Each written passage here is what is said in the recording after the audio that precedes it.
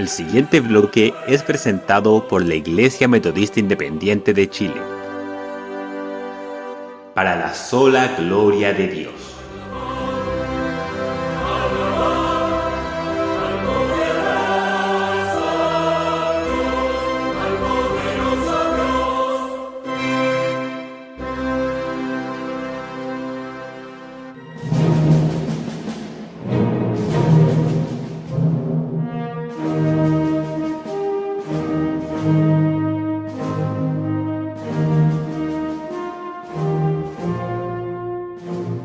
Luchando por la fe. El origen de nuestro título lo encontramos en la carta de Judas. En ella se alerta de una forma tremenda de ciertos peligros y engaños que se estaban filtrando en las iglesias. Cuando leemos esta carta, encontramos los peligros de la negación del señorío y la obra plena de Jesucristo, ataques en contra de la autoridad, de la forma que sea, sustitución de la predicación de la palabra o ataques contra la inerrancia y la suficiencia de las escrituras, inmoralidad permitida, como también una avaricia camuflada de religiosidad. Aunque esta carta fue escrita hace unos 2000 años atrás, encontramos los mismos peligros hoy en día. Quizás hasta con una renovación más oscura, más peligrosa. Estos días me mandaban unos videos de diferentes pastores, iglesias de acá en América Latina, en la cual los pastores daban una unción a su gente. Uno lo daba con un martillo de Thor, golpeando la cabeza de los hermanos, otro pisando la cabeza de sus seguidores o con una manguera regándoles, dándole una supuesta unción. Hace unas semanas atrás, en Alemania, en Nuremberg, en una iglesia evangélica, se dio una exposición de arte, entre comillas, y eran pinturas pornográficas con la temática homosexual. Los cuadros estaban expuestos en las paredes y algunos eran tan sensibles que los tuvieron que poner atrás de una cortina con una advertencia justamente por su contenido demasiado explícito. Frente a este tipo de engaños, ¿cuál debería ser la actitud del creyente consagrado y la iglesia que pretende mantener la fidelidad al Señor, a la palabra? Evidentemente va a tener que luchar, va a tener que pararse firme frente al engaño. No tenemos tiempo de analizar toda la carta, pero quisiera enfocarme a 3 conceptos fundamentales que encontramos en este maravilloso libro y que son bien actuales para nosotros hoy en día. En primer lugar, vamos a señalar una declaración de guerra del creyente. Después de los primeros 2 versículos donde Judas se presenta, Judas el medio hermano de Jesús, él hace un llamado a la lucha contra la actividad y la enseñanza transmitida por los herejes, los apóstatas. Y vamos a leer los versículos 3 y 4. Allí dice: Amados, por la gran solicitud que tenía de escribiros acerca de nuestra común salvación, me ha sido necesario escribiros exhortándoos que contendáis ardientemente por la fe que ha sido una vez dada a los santos. Porque algunos hombres han entrado encubiertamente, los que desde antes habían sido destinados para esta condenación, hombres impíos, que convierten en libertinaje la gracia de nuestro Dios y niegan a Dios, el único soberano, y a nuestro Señor Jesucristo. Judas empieza la carta resaltando lo positivo para luego pasar a la corrección de lo deficiente, como debería ser. Se ha dado muchas veces que en lugares donde impera el legalismo, se resalten mandamientos, prohibiciones, pero allí existe una gran falta de amor y consideración. Pero el otro extremo es el que se está observando, sobre todo hoy en día.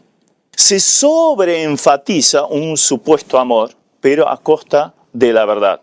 Ahora, las 2 actitudes tienen que ir de la mano: amor y verdad. Y esto lo encontramos acá en esta carta.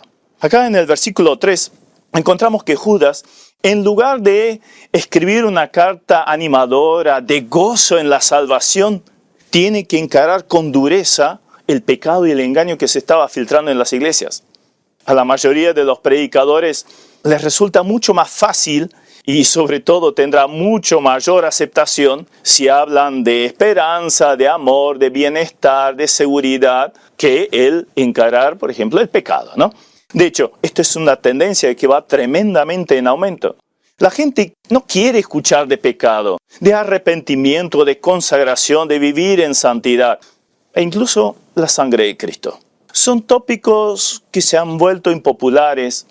La tendencia de hoy la tenemos anticipada justamente por el apóstol Pablo. ¿Recuerdan la última carta que escribió allí en 2 Timoteo, el capítulo 4, hablando acerca de que habría un tiempo donde ya no sufrirían la sana doctrina, sino que teniendo comezón de oír, o sea, se buscarían maestros que, de acuerdo a lo que quieran escuchar, les estén enseñando. Entonces apartarían de la verdad del oído y se volverían a las fábulas.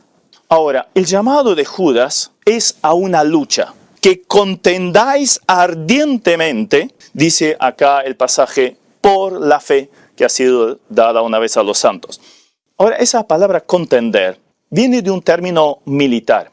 Hace referencia a una batalla intensa que el creyente tiene que dar. En esa expresión encontramos también la raíz de la palabra agonía. Esto nos señala la profundidad, dolor y seriedad que incluye esta lucha. Recordamos la agonía de Jesús allí en Getsemaní, ¿verdad? Esto sí que fue una lucha. Bueno, comparemos esta expresión ahora, que tiene su origen también en esta palabra, con lo que nosotros tenemos que hacer. Si Jesús sufrió una agonía decidiendo ir a la cruz para conseguir nuestra salvación, entonces, ¿cómo debe ser nuestra lucha también a favor de lo que Jesucristo logró allí en la cruz del Calvario? Obviamente, no será un paseo, ni siquiera una competencia, sino una batalla sin cuartel. El peligro que el engaño entre en una iglesia no se puede encarar con palabras suaves o diplomacia barata. En nuestra carta, el peligro se encuentra en una vida intentando vivir una dualidad. Mundo más iglesia. Filosofía humana, sumando algunos principios bíblicos que todavía se acepten. Esta actitud hay que atacarla con todas las armas. La pureza de la enseñanza bíblica hay que defenderla a capa y a espada. Ahora, acá dice Judas que es una lucha a favor de la fe. Expresión que se refiere a la doctrina de la salvación aprendida por estos creyentes. Tienen aquí un fuerte llamado a conocer, aplicar y defender la sana doctrina. Esto incluye toda la enseñanza, no solo lo que nos conviene o nos agrada. Hoy en día la sana doctrina muchas veces es presentada en forma diluida, minimizando los requerimientos, nuestras responsabilidades y la consagración a Dios. Los tópicos preferidos son amor, seguridad, paz, prosperidad y un enfoque libertino respecto al pecado. Se enfoca sobre todo una vida cómoda, tranquila, en el presente, disfrutarlo. Muchas veces no se hace un énfasis importante en la predicación del Evangelio porque de alguna forma Dios supuestamente se va a encargar de salvar a todos, llegando al punto que no hay necesidad de arrepentimiento. De esta y otras formas se diluye, distorsiona y hasta anula las verdades fundamentales de la fe, como dice Judas. Por esto hay que luchar denodadamente, con agonía, en favor de la exposición y la aplicación de la enseñanza bíblica. Esta enseñanza, como escribe acá, ha sido una vez dada por medio del Espíritu Santo a hombres fieles que la transmitieron en forma escrita y la tenemos hoy en nuestras Biblias acá en el Nuevo Testamento. Si tenemos en cuenta quién es el autor, ¿no? O sea, inspirado por el Espíritu Santo, vemos su autoridad. Entonces también veremos la seriedad de aplicar esto al pie de la letra. Esta expresión también nos habla de una culminación de la revelación, una vez dada. No necesitamos ninguna añadidura. De hecho, sería socavar la obra plena realizada por el Señor y añadiría juicios sobre el que atreve a hacerlo. ¿Recuerdan las últimas palabras allí en Apocalipsis 22? El que quisiera añadir algo a esta profecía. El canon de la Biblia entonces está cerrado, está completo, la revelación está culminada. Lo que ahora nos toca es cumplir con lo recibido y defenderlo de los que quieren justamente desvirtuarlo. Ahora, los creyentes son llamados acá santos. O sea, separados del pecado para vivir una vida consagrada a Dios, en contraposición con esa tolerancia a la que los engañadores querían llevar a estos creyentes. Si miramos el llamado mundo cristiano, justamente observamos mucha de esta indulgencia frente al pecado en la vida personal y un rechazo al compromiso con la palabra y la obediencia al Señor. En un mundo que propaga el relativismo y la ausencia de valores, el cristiano es tentado a ceder en sus convicciones y minimizar y hasta ignorar esos absolutos bíblicos. En el versículo 4 se exponen algunas características de estos engañadores. Dice allí, son algunos hombres los que traen ese engaño. Muchas veces el gran peligro radica en minimizar el hecho de que, son solo unos poquitos. Un par de personas que enseñan algo libertino y siguen un estilo de vida sensual o pecaminoso. En esto tenemos que recordar el ejemplo que utiliza el apóstol Pablo 2 veces, una vez en 1 Corintios y otra también en Gálatas, respecto a la levadura, ¿no? Que un poco de levadura leuda toda la masa. La primera alusión tenía que ver con un estilo de vida de indulgencia frente a la inmoralidad en la iglesia. Y la segunda, la permeabilidad frente a la falsa doctrina. Ahora, el principio es el mismo. Aunque solo sea una persona, aunque sea solo una pequeña enseñanza, el poder corruptor para el resto de la iglesia puede ser catastrófico, así como sucede con unos gramos de levadura que ponemos en una masa.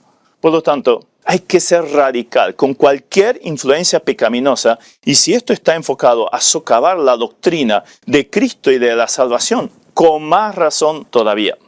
Ahora, estos hombres, dice allí, han entrado encubiertamente. Esta expresión es muy ilustrativa de la forma como se va metiendo. En el original indica una infiltración engañosa para destruir algo establecido. Es como los espías que se meten en empresas, en estados, en lugares de armamento. ¿Para qué? Obtener información para luego destruir. Pero Judas también advierte que estos engañadores han sido destinados para esta condenación. O sea, el castigo para los falsos maestros, los apóstatas, ya fue anticipado mucho antes. Ay de aquel que se atreve a distorsionar el mensaje divino o intente dividir la iglesia de Jesucristo. Ahora, también acá dice que son definidos como hombres impíos. O sea, los que están sin Dios, en abierta rebelión contra lo que Dios quiere. Por lo tanto, buscan e influyen a los demás para que se vuelvan como ellos, ¿no? Ahora, estos apóstatas, dice acá, transforman la gracia de nuestro Dios y niegan al único soberano y a nuestro Señor Jesucristo. Lo convierten en libertinaje. En esta expresión observamos una estrategia realmente nefasta. Dan vuelta a los valores. Justamente hacen lo opuesto a lo que hubiera querido Dios. Esa palabra, libertinaje, denota exceso, desenfreno, indecencia, y generalmente se traduce en nuestras Biblias como lascivia. Son moralmente pervertidos, sin reservas. Son personas que buscan introducir y hacer aceptable un estilo de vida inmoral. Ahora, pervierten la gracia de Dios, este don que hemos recibido en forma de regalo, en una licencia para hacer cualquier pecado. Su pensamiento es algo así. Bueno, si existe la gracia divina, se puede vivir en el pecado como se le dé la gana, ¿verdad? Creo que justamente en este punto tenemos un gran paralelo con la actualidad. En este mundo llamado todavía cristiano, se escucha cada vez más esto de Dios es un Dios de amor y nos acepta tal cual somos, y para ellos significa que pueden hacer lo que se les ocurra, vivir como se les plazca, porque Dios igual de alguna forma los va a aceptar, ¿verdad? No hay nada más lejos de la verdad bíblica. El que permanece en pecado será juzgado. Acá dice, habrá condenación sobre ellos. Ahora, otra actitud de estos apóstatas es que niegan a Dios, el único soberano, nuestro Señor Jesucristo.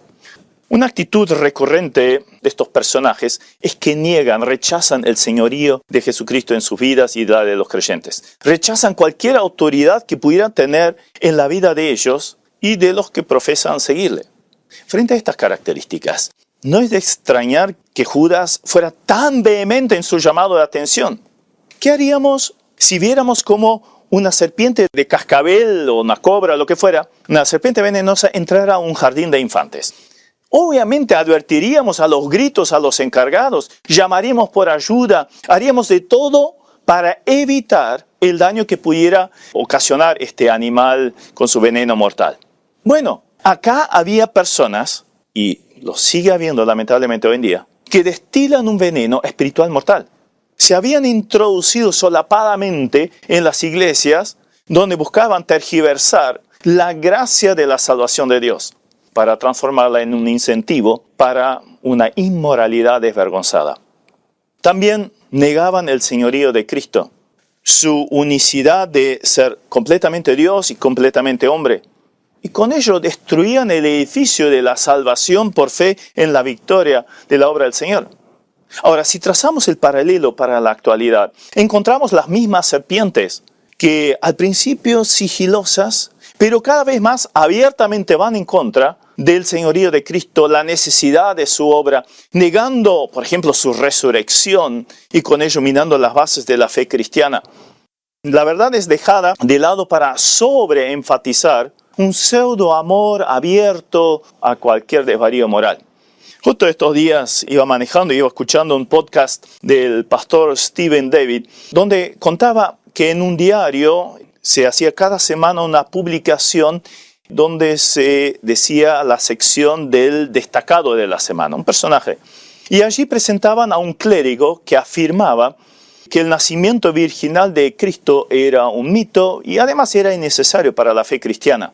Decía también que el apóstol Pablo era un homosexual y todo lo que tenía que ver con el código moral que todavía se ve un poquito en las iglesias era un vestigio de la Edad Media.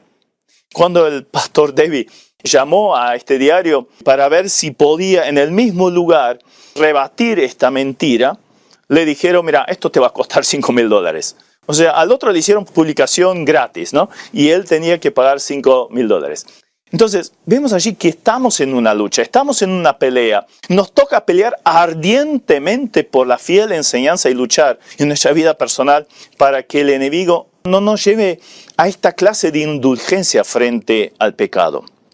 Entonces, en primer lugar, teníamos una declaración de guerra de parte del creyente. Ahora, en segundo lugar, ¿qué hacemos frente a tantos ataques? En segundo lugar, la defensa del creyente. Esta carta nos indica con claridad cómo debemos combatir, cómo nos podemos defender de la herejía, no importando de la forma que ésta se pueda presentar. Recordemos cómo Judas empezaba la carta, justamente que era necesario que contendamos ardientemente por la fe, una vez dada a los santos. Ahora, esto no significa que la salvación de los creyentes se pudiera perder. Pero estos herejes procuraban engañar a aquellos que sí necesitaban el verdadero evangelio, que todavía no se habían convertido. Los creyentes entonces tenían que velar por la sana enseñanza, de manera que los perdidos pudieran encontrar el camino para la salvación en Cristo. En lugar de ello, hay que retener los tesoros de la fe y defender la sana doctrina.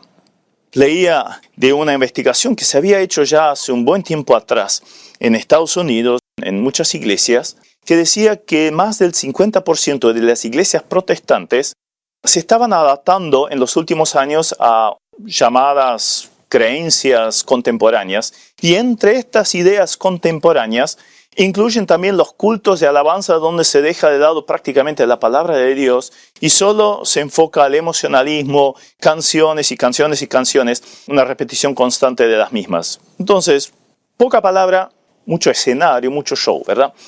A lo nombrado le podemos añadir una larga lista de tendencia de disolución o incluso crítica a la inspiración de la palabra de Dios. La cuestión es pasarla bien, sin confrontación con el pecado, llamados de arrepentimiento o una vida santa. El Dios que predican es un Dios tolerante, con cualquier forma de vivir, la que se les ocurra. Entonces, el llamado de Judas a combatir estas y otras tendencias en las iglesias es absolutamente actual y urgente. Pero ¿tendremos las armas adecuadas para realizarlo? Hagamos un breve resumen de lo que estaban enfrentando estos creyentes.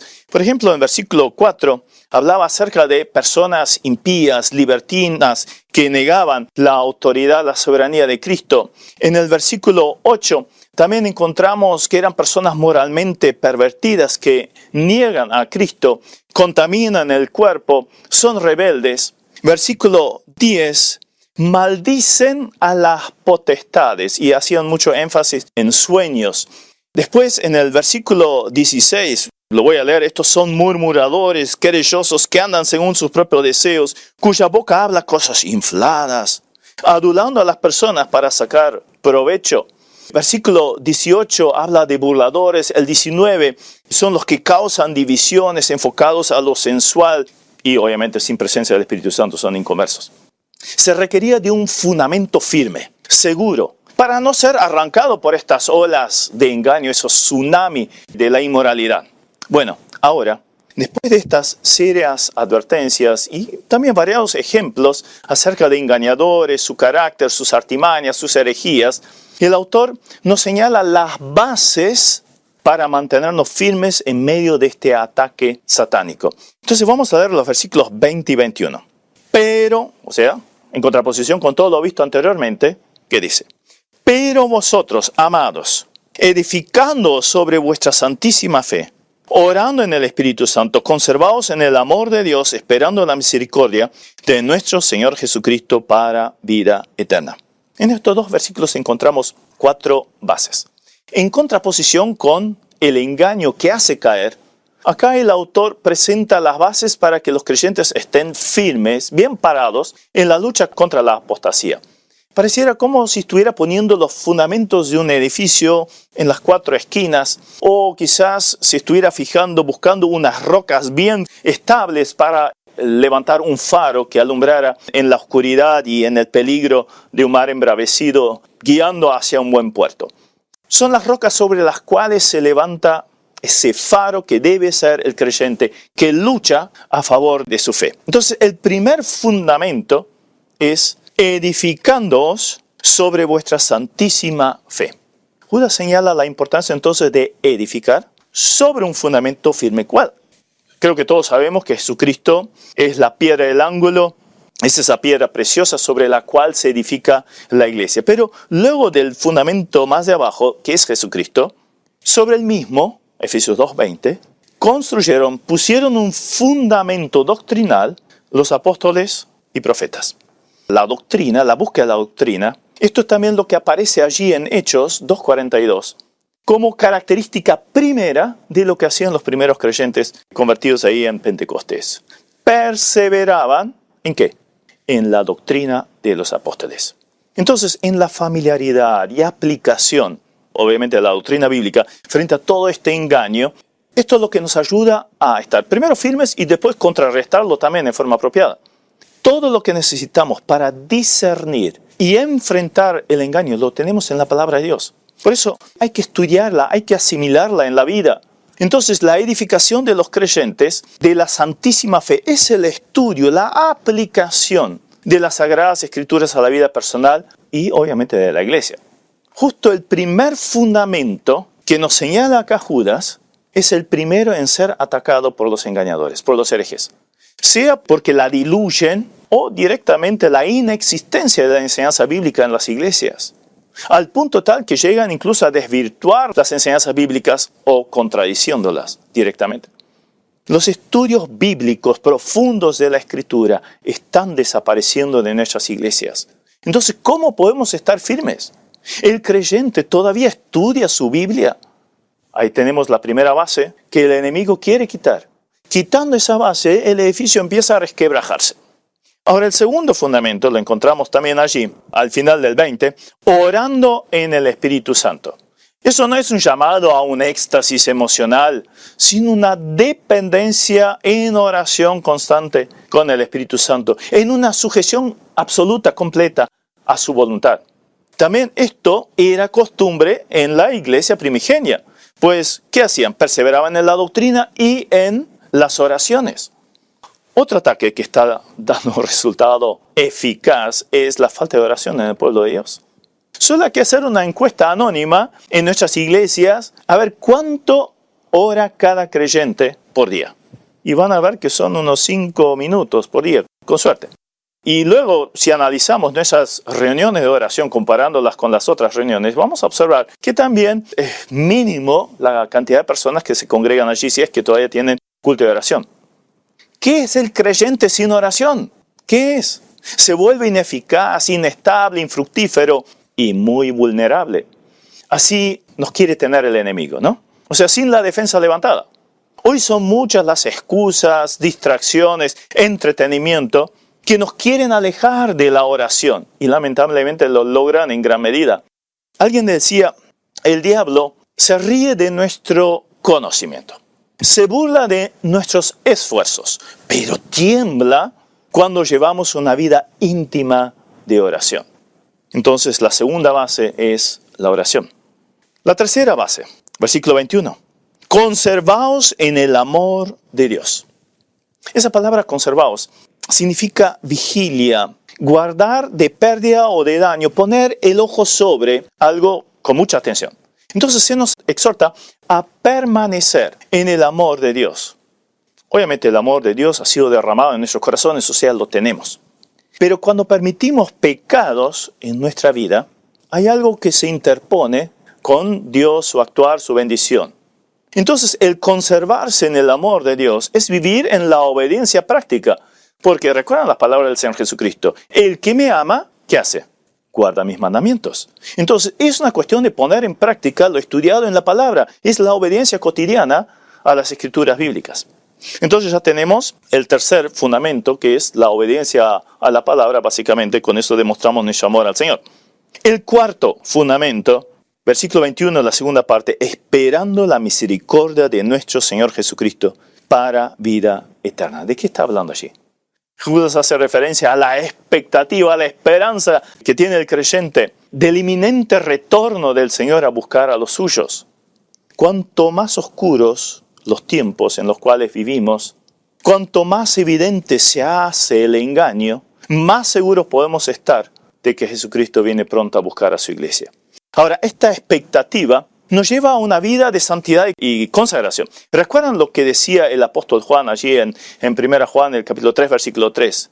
El que tiene tal esperanza se purifica a sí mismo como Él es puro, ¿no? Él es santo. O sea, en cuanto tengamos una expectativa respecto a la pronta venida de Cristo, entonces nuestra vida de santidad va a ser diferente. Nuestra vida de servicio va a ser diferente. Nuestra vida en todas las áreas va a ser diferente.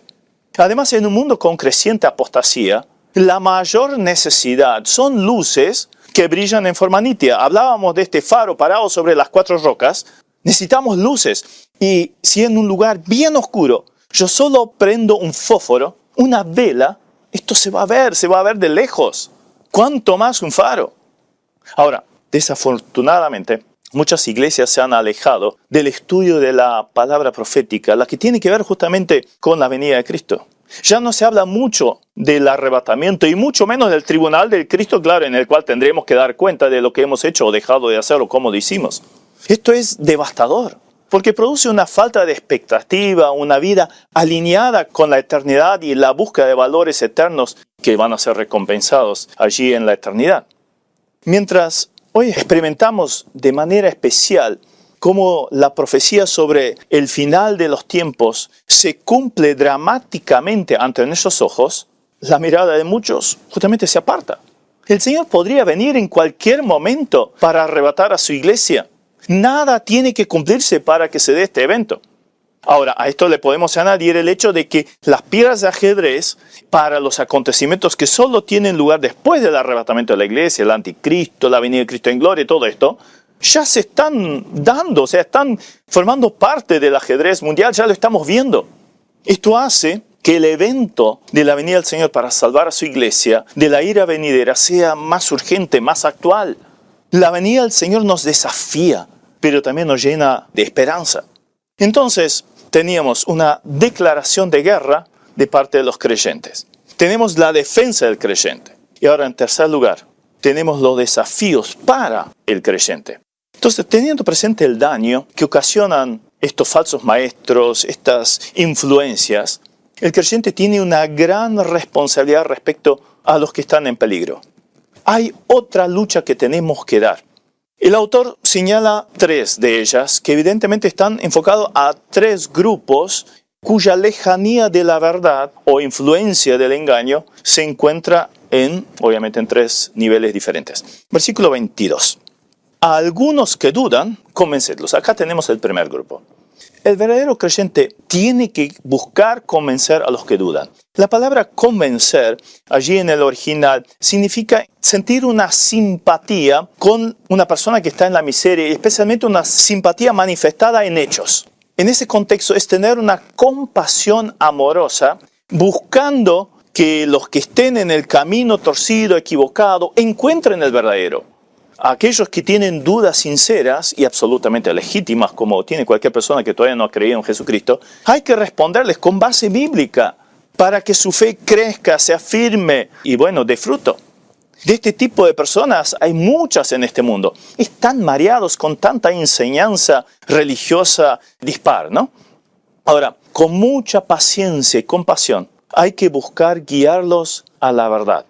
Recuerdo el caso de un hombre que levantamos una vez en la ruta, estaba haciendo dedo, y que venía de un contexto religioso de mezcla entre católico y testigo de Jehová. Y después de predicarle el evangelio, este hombre repetía una y otra vez: ¿por qué nunca nadie me dijo esto antes? Gracias a Dios salió con Cristo en el corazón y una Biblia bajo el brazo desde ahí. Pero, ¿qué tenemos que hacer? Tenemos que predicar el evangelio con toda claridad. Sencillez, porque el evangelio es sencillo, lo entiende cualquiera, pero con la veracidad de la palabra. Ahora, hay un segundo grupo al cual nos tenemos que enfocar. Versículo 23. A otros, salvad arrebatándolos del fuego. Los que ingenuamente siguen a estos engañadores o doctrinas erróneas, hay que confrontarlos con la verdad del evangelio, para que tengan la posibilidad de creer y así ser salvados de la condenación eterna. El verbo que aparece acá, arrebatándolos, es el mismo que se utiliza para la palabra de arrebatamiento allí en 1 Tesalonicenses 4:17. Entonces, ¿qué es el arrebatamiento? Es un venir al encuentro de parte del Señor a buscar a su iglesia y llevarlos con rapidez a un lugar seguro. Bueno, justamente a eso está llamado el creyente, el ir al encuentro de la persona que está por caer en el infierno, ¿no? ¿Y cuántos de ellos hay a nuestro alrededor que siguen doctrinas equivocadas, que no se dan cuenta, todavía están engañados? ¿Qué hacemos? Ahora, respecto al tercer grupo, el de los engañadores mismos, Judas nos indica mantener una distancia de protección, pero marcada incluso por la misericordia, ¿no? Allí termina diciendo el versículo 23, y de otros, tened misericordia con temor, aborreciendo aún la ropa contaminada por su carne. Son los que siguen e incluso promueven justamente la apostasía. Aunque el creyente tiene que predicarles la verdad con compasión divina, con misericordia, también tiene que cuidarse para no ser influenciado, porque son muy sutiles, son muy eficaces en cuanto al engaño, justamente por sus enseñanzas, argumentaciones y sobre todo las prácticas libertinas que tienen. Las ropas contaminadas nos recuerdan lo que hacía en tiempos bíblicos el pueblo de Israel. Cuando aparecía un leproso tenía que clamar allí inmundo, inmundo, y la gente le abría paso para no contagiarse con esta terrible enfermedad. Esto justamente es una alusión a una vida en pecado que puede resultar muy seductora para el evangelista bien intencionado. Entonces a veces nos metemos en algunos videos de YouTube o portales o páginas y empezamos a ser minados respecto a las enseñanzas que nosotros tenemos. No le demos lugar, apartémonos con horror. Y el apóstol Juan dice algo similar allí en 2 Juan 1, 10 y 11 al respecto, que no recibamos a uno que venga con otra doctrina. No lo recibamos ni le digamos bienvenido, porque nos hacemos partícipes de sus malas obras. Entonces, tenemos allí estos 3 puntos de lucha que tenemos que encarar. Nos encontramos frente a un ataque sin cuartel de parte del enemigo. Estos ataques se dan en forma directa, pero la más letal es la sigilosa, ¿no? Esa serpiente que se va metiendo, minando las bases bíblicas o doctrinales y los principios de vida que tiene el creyente. Frente a ello, El creyente es llamado a una lucha por la fe, por la firmeza en las iglesias y la salvación de los que dudan o están siendo engañados. Tenemos un llamado. Entonces no dudemos en levantar bien en alto la espada del Espíritu y cuidemos nuestra vida personal. Hay una lucha encarnizada, pero como bien decía el apóstol Pablo allí en 2 Corintios 2:14, más a Dios gracias, que nos lleva en triunfo siempre, por medio de nosotros manifiesta en todo lugar el olor de su conocimiento. O sea, estamos en una lucha, pero estamos del lado del vencedor. Tenemos bases, tenemos formas de defendernos, pero también tenemos una tarea que realizar. Alcanzar a otros en un mundo cada vez más perdido. El anticristo está por venir, pero no esperamos al anticristo, sino a Jesucristo. ¿Qué expectativa, qué esperanza? Pero esto que nos lleve a actuar, que nos lleve a luchar por la fe que una vez nos fue dada.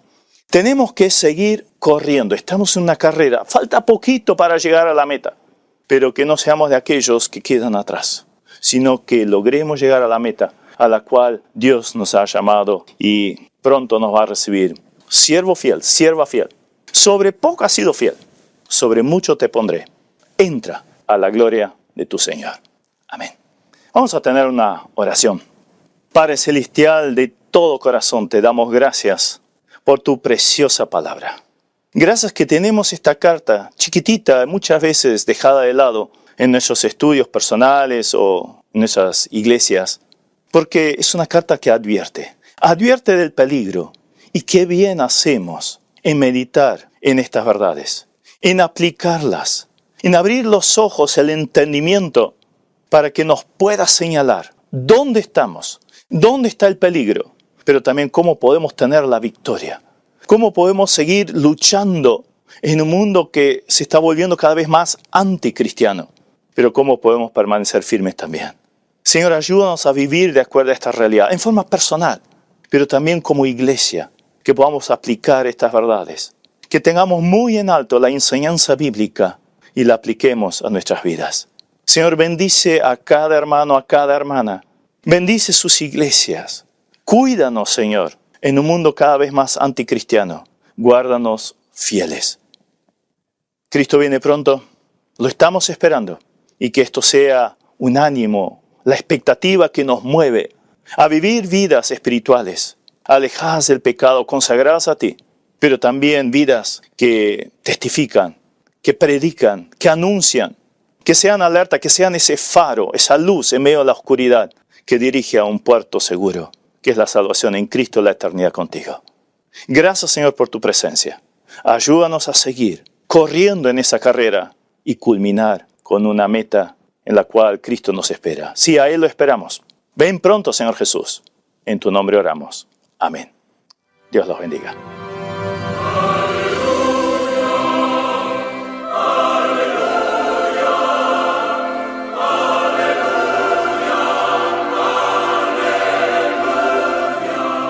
Y aquí concluye nuestro programa de hoy.